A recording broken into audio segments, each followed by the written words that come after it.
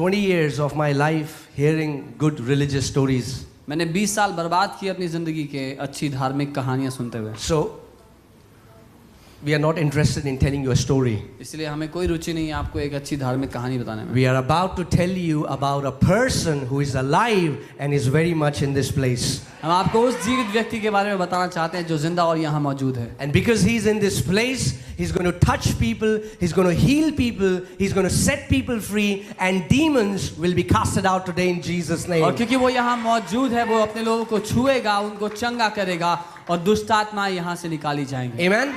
So this is the word for today. If you have come here with a demonic problem, if you have come here demonized, all the demons are going to run for their life today in Jesus' name.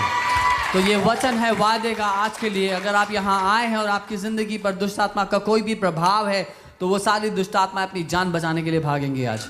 When we were welcoming Jesus, I saw a huge lion of Judah here in this place, and he was roaring over the people. जब हम यीशु का स्वागत कर रहे थे तो मैंने एक बहुत ही बड़े शेर को देखा यहूदा के, और वो अपने लोगों के ऊपर दहाड़ रहा था। And the word of God says that demons tremble at the name of Jesus. और परमेश्वर का वचन कहता है दुष्ट आत्माएं कांपती हैं, थरथराती हैं यीशु के नाम से। Amen. This Friday I was invited to a church. I went to share at a church. और Friday, शुक्रवार। इस शुक्रवार मैं एक कलीसिया में गया था, वहां मुझे बुलाया गया वचन बांटने के लिए। There a lady was demonized for 30 years. वहां पर एक स्त्री थी जो 30 वर्ष से दुष्ट आत्मा से परेशान थी। And she was going to a church. और वो कलीसिया जाती थी। Still demonized. अभी भी दुष्ट आत्मा से ग्रसित थी। And Jesus completely set her free after 30 years. और यीशु ने पूरी तरह उनको आज़ाद कर दिया 30 साल के बाद। I mean, like Ben was there with me, and we saw incredible healings take place. और मेरे साथ बेन था और हमने ऐसे अद्भुत चंगाइयों को वहाँ होते हुए देखा। There was a lady, she was completely burned from her top to bottom. Her body was completely burned, and she was not able to walk. She walked after 15 years. She started walking. एक स्त्री जिनका शरीर sir से पांव तक पूरा जला हुआ था, वो चल नहीं पा रही थी। 15 सालों से वो चलने लगी। Amen. And the same Jesus is here today. और वही यीशु आज यहाँ पे है। And he loves to set people free. और उसको प्यार है अपने लोगों को आजाद करने में। Amen. He does not want that any person should be bound to demons. वो नहीं चाहता कि कोई भी व्यक्ति दुष्ट आत्मा के द्वारा बंधा हो। Amen. So today, if you have come here, you're going to go home free. इसलिए जब आप आज यहाँ आए हैं तो आप आजाद घर जाएंगे वापस। Free. Azad. And he's not telling you go home, you have to meditate for 2 hours, you have to chant mantras for 3 hours. All he's saying is only believe. और वो ये नहीं कह रहा कि अभी घर जाओ, उसके बाद 2 घंटे ये मंत्र बोलना, फिर 3 घंटे ये सोचना, लेकिन वो कह रहा है सिर्फ विश्वास करना। Only believe. केवल विश्वास करना। That is all he needs from your side. सिर्फ इतना ही चाहिए आपसे। And you will go home completely free. और आप पूरी तरह आजाद घर जाएंगे। Amen. So today is Healing Sunday. और आज चंगाई की सभा है। So I'll be sharing very simple message. और मैं बहुत साधारण संदेश बताना चाहूँगा। And then we'll pray for the sick. और फिर हम बीमारों के लिए प्रार्थना करेंगे। Amen. If you have come here and you are sick in your body, I want to tell you that sickness is not the will of God. अगर आप यहाँ आए हैं और आप अपने शरीर में बीमार हैं, तो मैं आपको सबसे पहले बताना चाहता हूँ कि आपकी बीमारी परमेश्वर की तरफ से नहीं है, वो परमेश्वर की इच्छा नहीं है। So first point, keep it in your heart, no matter what the sickness is, God has not given it to you and it is not the will of God. So पहली बात, चाहे किसी भी तरह की बीमारी क्यों ना हो, इस बात को अपने दिल में गांठ लगा के रख लीजिए कि ये बीमारी परमेश्वर की ओर से नहीं है और ना ही उसकी इच्छा से है। Look to your neighbor. अपने पड़ोसी की ओर देखिए। Look at their beautiful faces. उनके खूबसूरत चेहरे को देखिए। And say, sickness is not the will of God. और कहिए बीमारी परमेश्वर की इच्छा नहीं है। Amen. Second point is, sickness is not the fruit of your last life. It's not your karma. दूसरी बात, बीमारी आपके पिछले जन्म का भुगतान नहीं है। आपने जो कर्म किए उसका भुगतान नहीं है बीमारी। Okay? Bible tells us that sickness is simply an oppression from the enemy, from the devil. और बाइबल बताती है साधारण रूप से बीमारी दुश्मन शैतान की ओर से एक सताव है. Sickness, every form of sickness, the author is Satan. हर तरह की बीमारी का रचने वाला शैतान है. And the Bible tells us that Jesus defeated Satan. Not only did he defeat him, but the Bible says he stripped him of his power and made him powerless. लेकिन Bible कहती है कि यीशु ने शैतान को हरा दिया और केवल हराया ही नहीं उसकी सारी सामर्थ उससे छीन ली. Amen? And Jesus said, all authority has been given unto me. और यीशु कहता है सारा अधिकार मुझे दिया गया है. Let's do some maths here. हम थोड़ा गणित करते हैं. Okay? If all authority is given to Jesus, then how much authority does Satan have? अगर सारा अधिकार यीशु के पास है तो कितना अधिकार शैतान के पास बचा? शून्य. Amen? Are you sure? Yes. Zero. If all authority belongs to Jesus, then Satan has none. अगर सारा अधिकार यीशु के पास है शैतान के पास फिर कुछ अधिकार नहीं बचा. And it gets better. और ये इससे भी उत्तम हो जाता है. And then Jesus said, he delegated that authority to us and said, now you go, cast out demons, heal the sick, cleanse the lepers, raise the dead. Freely I have given you, freely give it to others. और ये इससे भी उत्तम तब हो जाता है जब यीशु कहते हैं कि वो अधिकार अब मैं तुम्हें अपनी कलीसिया को देता हूँ. तुम जाओ और दुष्ट आत्माओं को निकालो, बीमारों को चंगा करो, मुर्दों को जिंदा करो, अंधों को आंखों दो. जैसे तुम्हें आजादी से पाया है आजादी से दो. So how much authority do we have? तो कितना अधिकार हमारे पास है? Are you sure? पक्का? No, brother. Sometimes devil has some authority, brother. नहीं भाई, कभी कभी शैतान के पास भी कुछ अधिकार होता है. Oh, that principality over Delhi, when I was sleeping, it tried to choke me. अरे वो प्रधानता जो दिल्ली शहर के ऊपर है, जब मैं सो रहा था मेरा गला दबाने लग गई. That demon is so powerful. वो दुष्ट आत्मा इतनी सामर्थी है. That demon became powerful because you gave it power. वो दुष्ट आत्मा इसीलिए सामर्थी बन गई क्योंकि आपने उसको सामर्थ्य दी, Because you अधिकार दिया. thought that demon is powerful. क्योंकि आपने ऐसा सोच लिया कि वो सामर्थी है, वो सामर्थी हुई.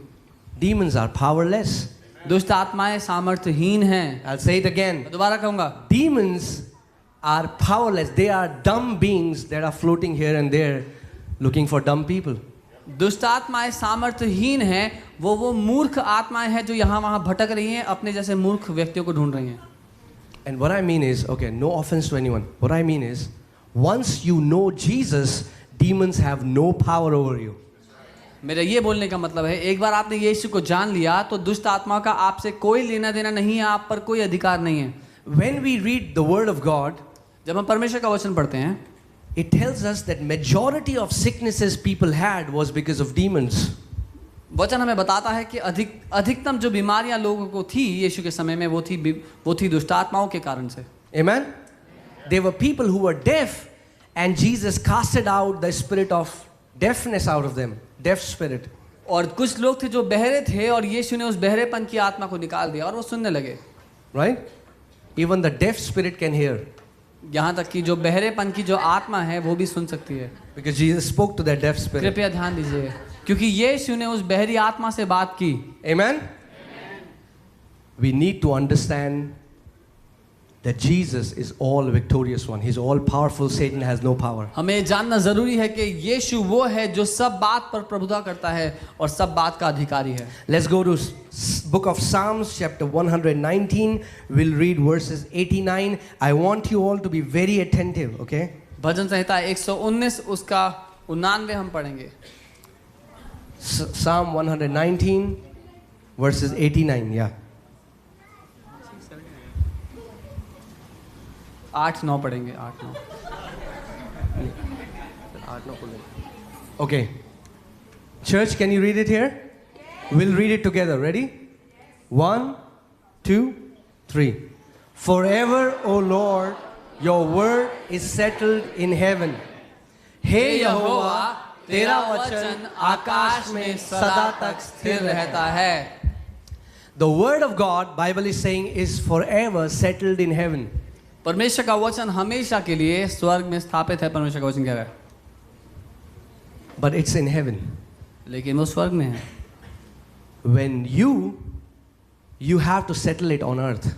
और आपको उस वचन को यहाँ पर स्थापित करने की जरूरत है. In heaven, there is no sickness, no disease, no oppression, because the word of God is completely settled in heaven. स्वर्ग में कोई बीमारी नहीं है, कोई तकलीफ नहीं है, क्योंकि परमेश्वर का वचन वहाँ हमेशा के लिए स्थापित हो चुका है. Just take your Bible for a moment. The word of God, this is the word of God. और ये परमेश्वर का वचन है. Okay? Hear carefully, church. कृपया ध्यान से सुने. If you read it as a religious book, you will miss out.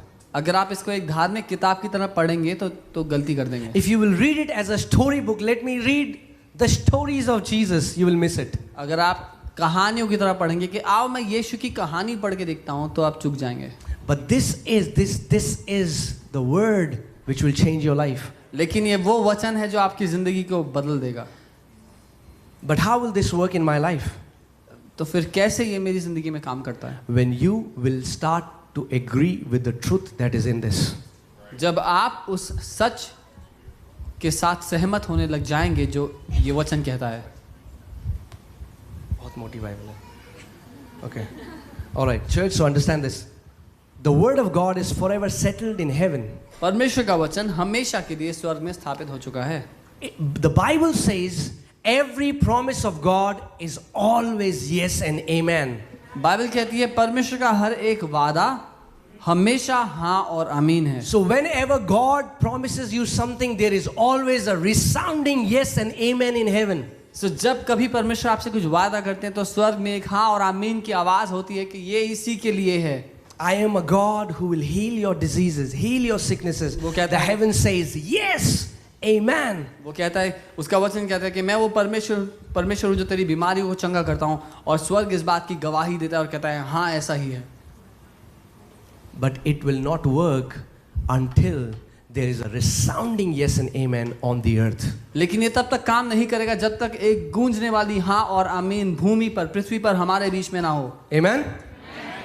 And there is great power in agreement. Let's go to Matthew chapter 18 verses 19. और सहमति में बहुत बड़ी ताकत है, बहुत बड़ा सामर्थ्य है. हम मत्ती 18 को देखते हैं. Matthew 18:19.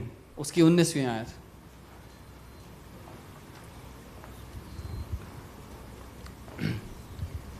Jesus said, again I say to you, if two of you agree on earth, why do we need to agree on earth? Because the heaven has already agreed for everything good for us.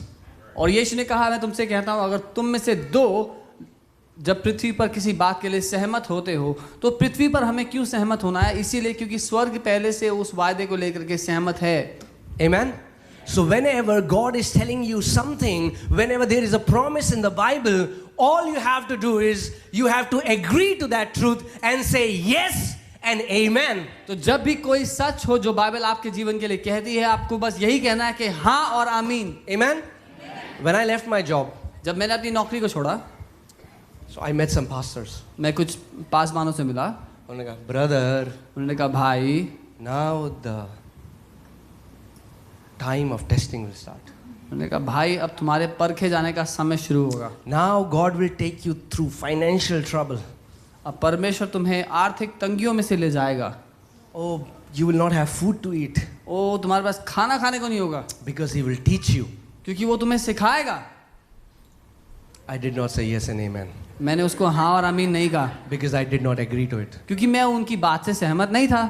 But when I read in the Word, it said, the Lord is my shepherd, I shall never be in lack. And I said yes and amen to that. लेकिन जब मैंने Bible को खोला, उसमें वचन पढ़ा तो लिखा था यहोवा मेरा चरवाहा है, मुझे कोई कमी ना होगी. और मैंने कहा हाँ और आमीन. I said I will agree to the word of God. मैंने कहा मैं सहमत होऊंगा जो परमेश्वर का वचन कहता है उससे. Because God was saying that for me, that you will never lack if I am your shepherd. I said yes, I agree to this because you are my shepherd. I will not be in lack. There was agreement of two people, and bam, it's been 5 years. I have never been in lack.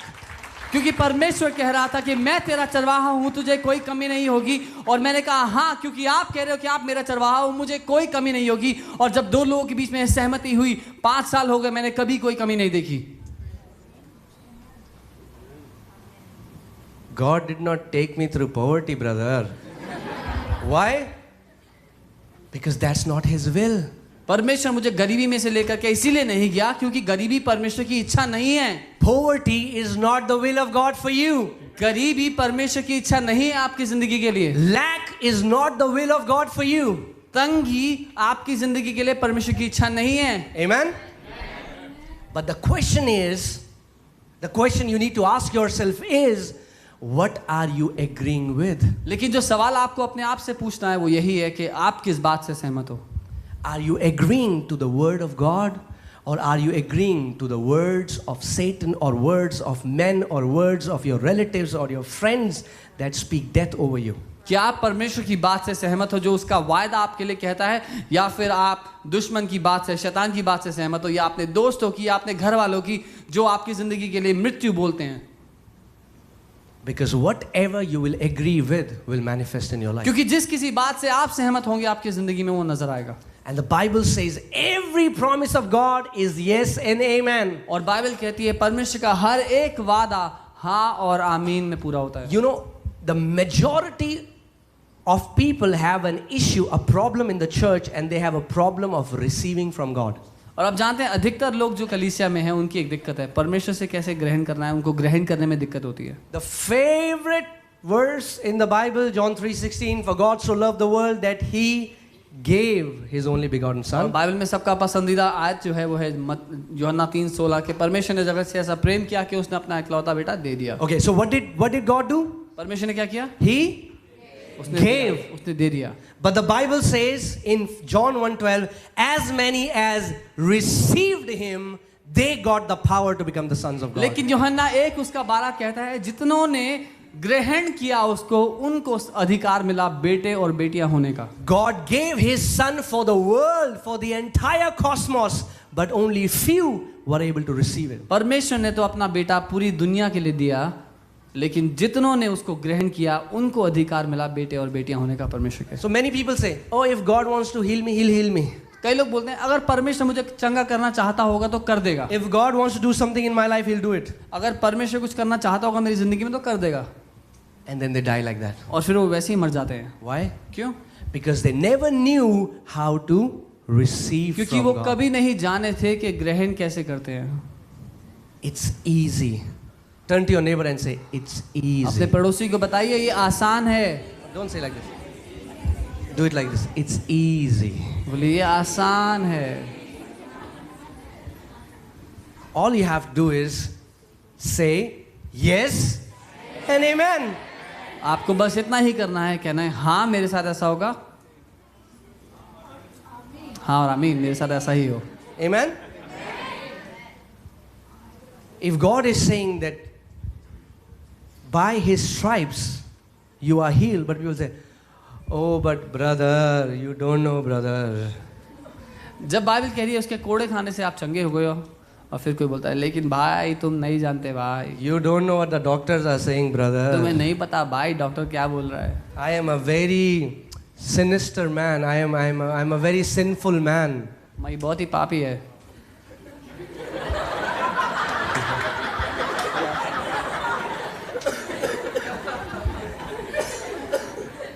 We have the same problem that man had who was near the pool of Bethesda. और यही समस्या हमारी है जो उस व्यक्ति की थी जो बेथेसदा के तालाब के किनारे बैठा हुआ था। How many years he was there? कितने साल से बैठा था?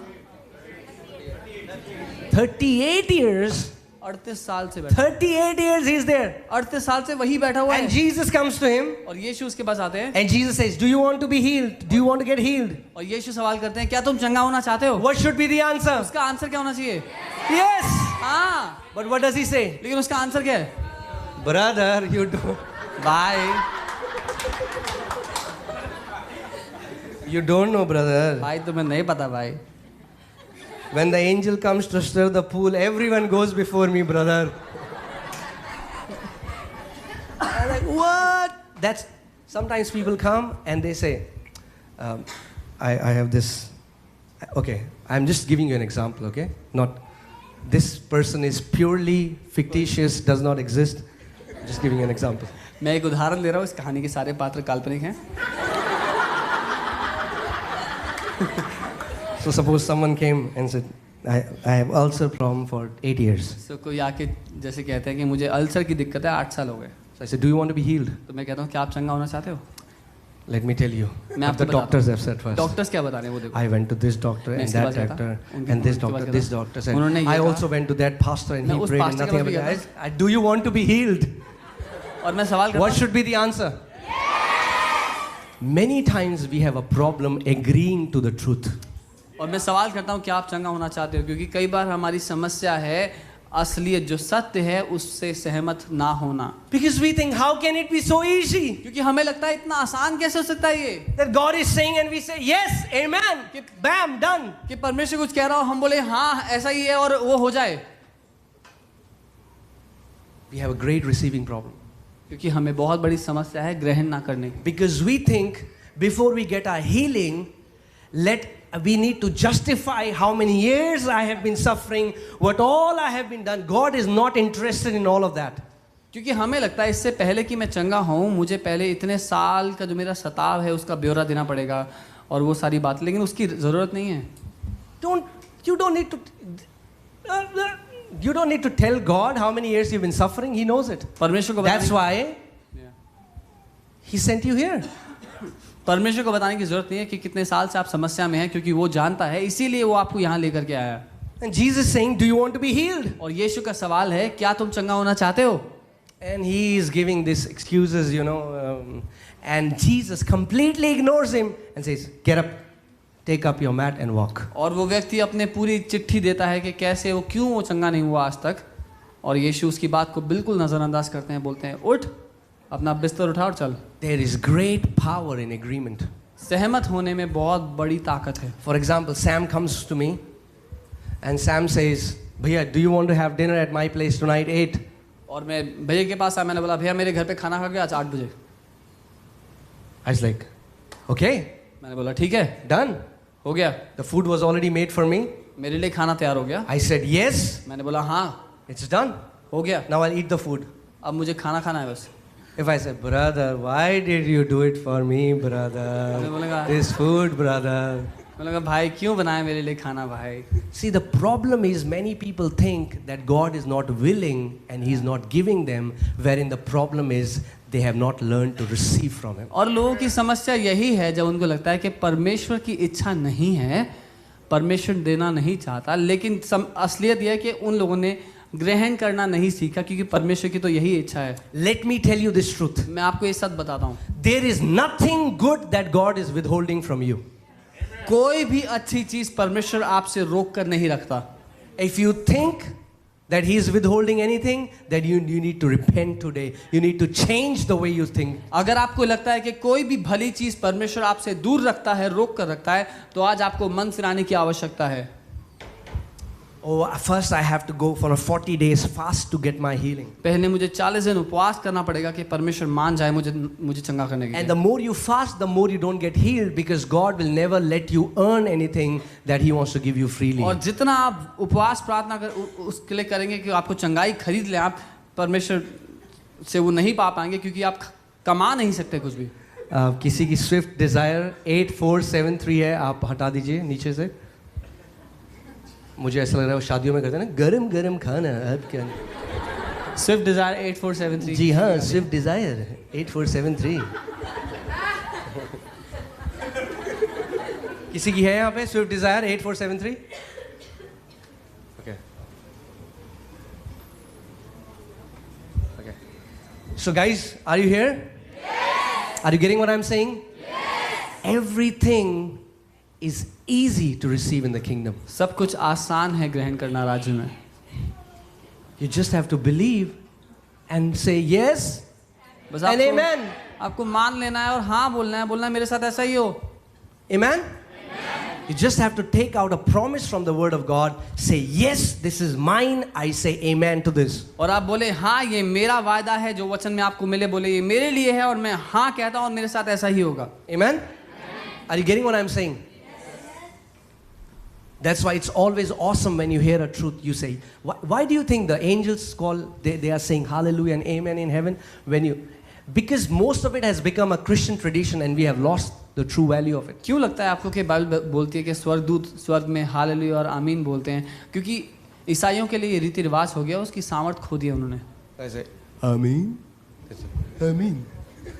No, it's your declaration. You are saying, yes, I agree to this truth, and I say amen to that. Amen means so it be in my life. और ये घोषणा है जो आप विश्वास से करते हैं, ये जानते हुए कि ये वादा मेरे लिए है, और आमीन बोलने का मतलब है कि मेरे साथ ऐसा ही हो. If I say none of you, God wants you, you will not be in lack. You say, yes, amen, this is for me. और जब मैं कहूं कि परमेश्वर की ये इच्छा है कि आप में से कोई भी कमी में ना हो, तो आपका उत्तर होना चाहिए, हाँ मेरे साथ ऐसा ही होगा. When I say Jesus is going to heal you completely today, you should say, yes, amen, this is for me. और जब मैं कहूं यीशु आपको आज चंगा कर देगा, तो आपका उत्तर होना चाहिए, हाँ मेरे साथ ऐसा ही होगा. Amen? What do you believe that he can do for you? क्या है जो आप विश्वास करते हैं वो आपके लिए करेगा? You know, one day I was sitting inside the metro, and the Lord asked me this question. मैं एक दिन मेट्रो में था और प्रभु ने मुझसे सवाल किया. He said, Ankit, what do you believe that I can do for you? उसने कहा, अंकित तू क्या विश्वास करता है मैं तेरे लिए क्या कर सकता हूँ? And he's asking you this question today. और वो आपसे यही सवाल कर रहा है आज. What do you believe that he can do it for you? क्या है जो आप मानते हैं परमेश्वर आपके लिए करेगा? Do you believe he can give you a brand new kidney? क्या आप मानते हैं वो आपको एक नई किडनी दे सकता है? Do you believe, if your kidney is fine, then it's okay. अगर आपकी किडनी ठीक है तो उसकी जरूरत नहीं है आपको. Do you believe he can give you new pancreas so that you don't need to put insulin in your body?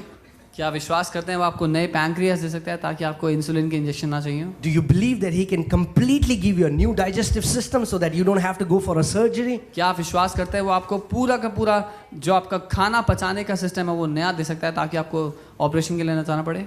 Can human beings limit God? Can?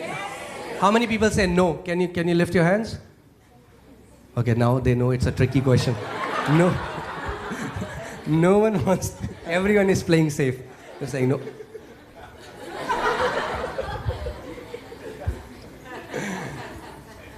Can man limit God?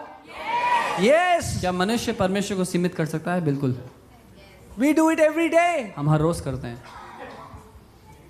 The Bible says God was so displeased with Israelites because they limited the Holy One of Israel. Bible कहती है परमेश्वर इतना नाखुश था इजरायलियों से क्योंकि उन्होंने Israel के उस पवित्र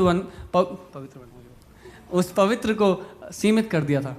If you think, oh, he is God, if he wants to do anything, he will do it, you will die like that. अगर आप में से कोई ऐसा सोचेगा कि वो परमेश्वर है, जब वो चाहेगा वो कर देगा, तो आप निकल जाएंगे. Because God will never do anything in your life unless he gets your agreement. क्योंकि परमेश्वर तब तक आपकी जिंदगी में कुछ नहीं करेगा जब तक आप सहमत ना हो. Because he's a gentleman. क्योंकि वो एक भद्र पुरुष है. वाह, महापुरुष है. कहाँ से हिंदी ले गया था? So the Bible says, Jesus said that, see, behold, I stand and knock at the door of your heart. यीशु ने कहा कि मैं तुम्हारे दिल के दरवाजे पे खड़ा होकर दस्तक देता हूँ. If you hear my voice, अगर तुम मेरी आवाज को and सुनोगे, you open the door, तुम दरवाजा खोलोगे, then I will come in. तब मैं अंदर आऊंगा. He wants to heal you, वो आपको चंगा करना चाहता है, but he'll keep knocking to you. लेकिन वो दरवाजा खटखटाता रहेगा. Do you hear my voice that I am a healer? आप मेरी आवाज सुने, मैं चंगा Do करने you वाला hear हूँ. my voice that I want to give you a new organ? क्या तुम मेरी आवाज सुन रहे हो? मैं तुम्हें एक नया शरीर का अंग देना चाहता हूँ. Unless you respond, he will not move. He'll keep on knocking. जब तक आप सहमत नहीं होंगे वो हिलेगा नहीं, क्योंकि वो दरवाजा खटखटाता रहेगा. Because he's waiting for your agreement. वो आपका इंतजार, आपकी सहमति का, आपकी हामी का इंतजार करता है. Just think about this. If God was not wanting your agreement, everyone would have been saved on the earth right now. सोच के देखिए, अगर परमेश्वर को आपकी सहमति की, आपकी हामी की जरूरत ना होती तो दुनिया में हर एक व्यक्ति बच गया होता. Without your agreement, आपकी हामी के बिना he would not even come in your life. वो आपकी जिंदगी में भी नहीं आता. He will keep on knocking. वो दरवाजा खटखटाता रहता. All right? That's okay, church. Don't get distracted. आप ध्यान दें मशीन पे. Jesus wants to completely bless you today. यीशु आपको पूरी तरह से आशीर्वाद करना चाहता है. Amen. Let's go to Acts 10:38. प्रेरितों के काम 10 उसका 38. Acts 10:38. Acts chapter 10 verses 38. प्रेरितों के काम 10 उसका 38. Thank you, Father. Now here Bible says how God anointed Jesus of Nazareth with Holy Ghost and with power, that he went about doing good and healing all those who were oppressed by Satan. और यहाँ Bible बताती है कि कैसे परमेश्वर ने यीशु नासरी को अभिषेक किया पवित्र आत्मा और सामर्थ के साथ कि वो अच्छे कामों को करता चला गया और सबको चंगा करता और लोगों को चंगा करता हुआ और जो दुष्ट आत्मा के सताए जो शैतान के सताए थे उनको आजाद करता हुआ चला गया. So sickness is an oppression by the enemy. बीमारी एक सताव है शैतान की ओर से. Know this, put it in your heart, because it is from the enemy, it is not for you. बीमारी एक सताव है शैतान की दुश्मन की ओर से और क्योंकि ये दुश्मन की ओर से है आपको इसकी आवश्यकता नहीं है. Sickness is not for the church. बीमारी कलीसिया के लिए नहीं है. Sickness is not for his sons and daughters. बीमारी परमेश्वर के बेटों और बेटियों के लिए नहीं है. Amen? We don't have to tolerate it. हमें उसको झेलने की आवश्यकता भी नहीं है. Let me say it this way. मैं इस तरह से कहूँगा. If you aren't sick of being sick, then you will be sick. अगर आप अपनी बीमारी से परेशान नहीं हो गए हैं तो आप बीमार रहेंगे. I'll say it again. If you aren't sick of being sick, then you will be sick. अगर आप उकता नहीं गए हैं अपनी बीमारी से तो आप बीमार रहना खुश रहेंगे. If you don't want to be sick, then be sick of being sick. अगर आप बीमार होना नहीं चाहते तो उकता जाइए अपनी बीमारी से.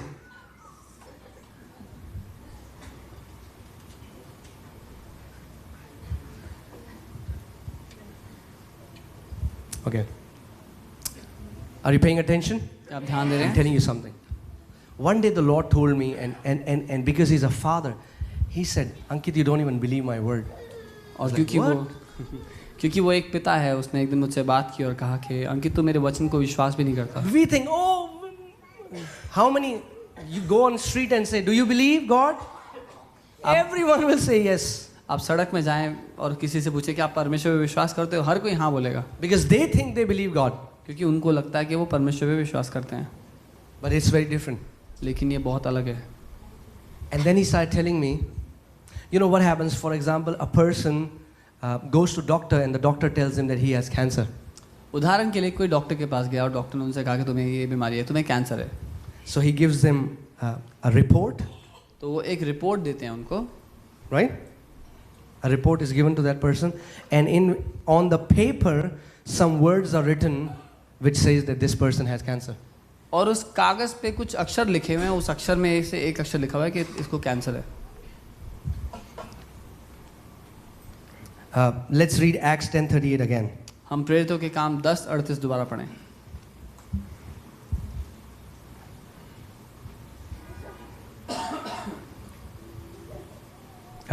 Let's go to Isaiah 53:1. I'm sorry, let's see this scripture first. यशायाह 53 उसके 1 को देखेंगे. Okay? So whenever doctor gives a report of sickness, it is a paper with some letters on it, right? जब डॉक्टर किसी बीमारी की report देता है तो वो कुछ अक्षर हैं जो किसी कागज पे लिखे हैं. But there is another report, Bible says. लेकिन एक और रिपोर्ट है बाइबल जिसके बारे में बात करते हैं. Church, the Bible says there is one more report.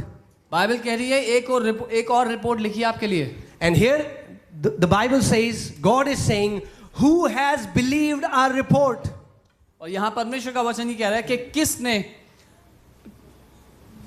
just translate it in Hindi, this is not right. Who has believed? किसने हमारी रिपोर्ट पे विश्वास किया? किसने हमारी खबर पर भरोसा किया है? The problem is we believe in doctors and their reports much more than what we believe in the report of the Lord. क्योंकि समस्या यहीं पर है जब हम डॉक्टरों पर उनकी दी हुई खबरों पर ज़्यादा भरोसा करते हैं परमेश्वर उसके वचन से. I'm not against doctors. मैं डॉक्टर्स के खिलाफ नहीं हूँ. But there are doctors who have come here who have been healed. लेकिन ऐसे डॉक्टर्स हैं जो यहाँ आए और चंगे हो गए. Because they are human beings. क्योंकि वो भी इंसान है. And according to their knowledge, they can give us a report. और अपने ज्ञान के अनुसार वो हमें एक खबर दे सकते हैं, एक रिपोर्ट दे सकते हैं.